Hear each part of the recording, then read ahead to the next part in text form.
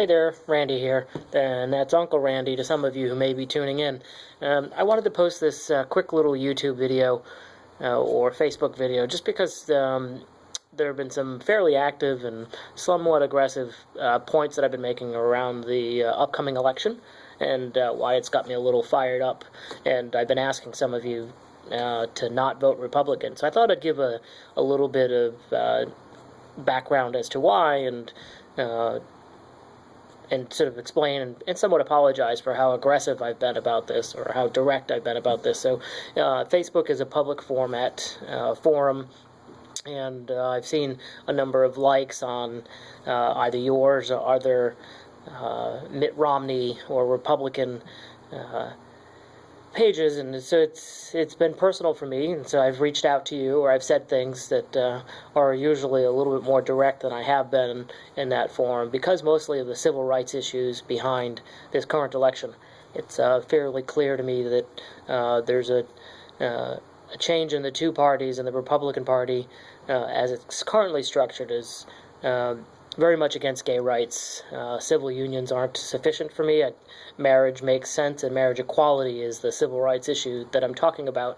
And so as you check the box for a Republican, unfortunately it has become personal, and it then becomes a connection to me. And in the grand scheme of things, I'm not sure I'll actually influence your vote, but I do want you to know that while I care for you, your vote has an impact on me.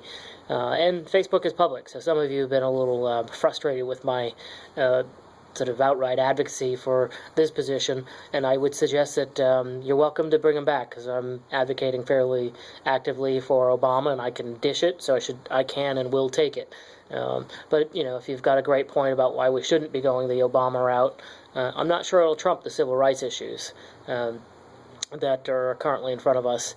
And the Republican Party has articulated some fairly aggressive things against me. So your vote is not just an abstract. If it's easy to then say, well, you know, if it were only for the gay rights issues, you know, I'd find all of this Republican Party tolerable. And then you sort of make a choice to then move on with the Republican Party.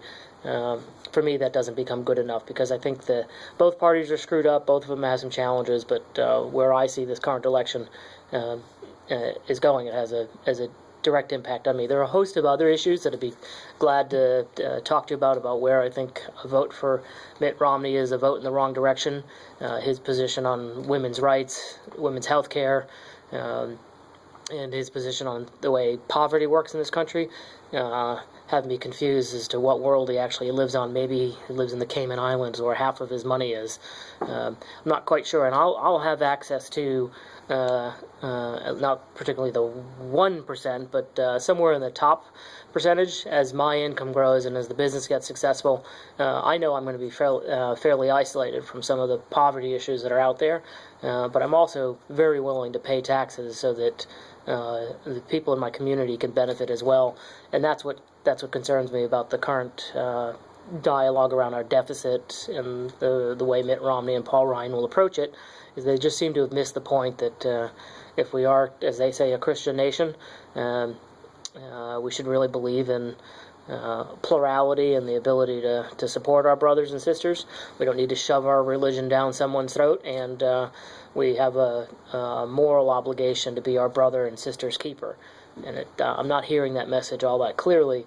I also think that I don't want to have to pave roads. I don't want to have to staff a police department. So there's some things that my taxes go for that I'm willing to pay and pay more for, so that I can focus on my business, on my family, and on my friends, and not have to do those things. So that doesn't make me or the Democratic Party or Obama a socialist. It means that we understand that we joined collectively as a community so that we could have some benefits of living together. And remember, my background at Catholic Charities had me participating in the Welfare to Work program. So I get it. There are people that we know and we see that scam the system. And those stories of people who are being abusive to the system shouldn't get extrapolated to say that a whole class of people who are living at the poverty level are lazy or can't function or won't function or just scammers, because I think that devalues our intelligence and how do we solve these tough social challenges. And I also think it casts it in the wrong light. It's us versus them situation. And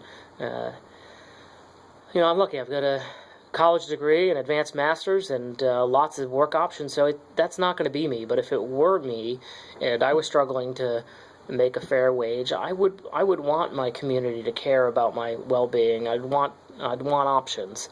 Doesn't mean I was going to suck the life out of the system. And so what I hear, unfortunately, out of some of the dialogue is a misunderstanding of how systemic poverty can be, or how people get out of that system, and that these quote-unquote entitlement programs are the problem. That's not the cause of the problem. Eliminating the abuse, eliminating the inefficiencies, great ideas. But eliminating the programs entirely, not so much. And if you're a family member, we kind of just look around our own family reunion and see a lot of people who are actually benefiting from quote-unquote entitlement programs. And if it were not for those programs, where would we be? I know a lot of us have collected unemployment, myself included, and I don't know why that's such a bad thing that we have a social structure that helps us. So I start and I poke at you on Facebook because your like of Mitt Romney and your potential voting for him is a vote against me and the civil rights related to my marriage and my relationship with Chris. I go beyond that because of the economic opportunities, or the poverty issues, or women's health issues, or fair work wages for women.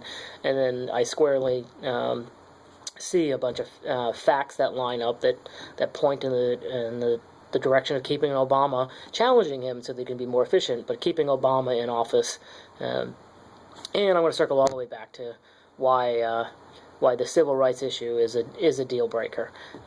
Part of the dialogue around gay marriage has now had a religious overtone to it, and so there's a point at which some of the Republicans are now pointing to their Bible in a way that has a lot of hypocrisy to it. So if you look at your Bible and see all the prohibitions, you can then look at your own life or other Republicans' lives and see the things that you choose to skip.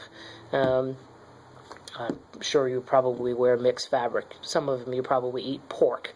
There's a whole list of rules in the Bible that people have sort of cherry-picked around and decided not to adhere to. But then when it comes down to gays and gay rights, that's the one that gets elevated to where then we suddenly have to be all strict and adhere to the rules of the Bible. And I just think that cherry-picking points to a bit of hypocrisy. My marriage to Chris has no way of threatening your marriage to whomever or any other straight person's marriage. And so I say, if you don't want a gay marriage, don't have one, but don't stop mine. We have to carry paperwork. We've had to have legal documents created so that when and where we travel outside of California or outside of Canada, we need to protect our civil rights by having some paperwork. In some states we could be denied housing, in other states we could be denied work just because we choose not to live in a closet. And if that same model were applied to name your diversity issue, women's issues, ethnicity, color of skin, cultural heritage, we've luckily gone to a point where those civil rights issues have elevated to a point at which people won't tolerate intolerance. Unfortunately, around gay and lesbian issues, we still say, well, it's not ideal. It's too bad the Republican Party doesn't like the gays, but I like enough about the Republican parties that I'll swallow this bitter pill. And to circle all the way back to the beginning, when you swallow that bitter pill and vote Republican, despite their hatred of gay marriage, the party's hatred of gay marriage, unfortunately you're voting against me. And I wanted to offer that challenge and these thoughts related to that. So doesn't mean I want you to agree with me. I just want you to know the impact. Doesn't mean that I won't still want to be connected to you if you continue to support a Republican platform, but I just needed you to know its impact on me personally. Call me if you have any questions. And if you tuned in, thanks for listening.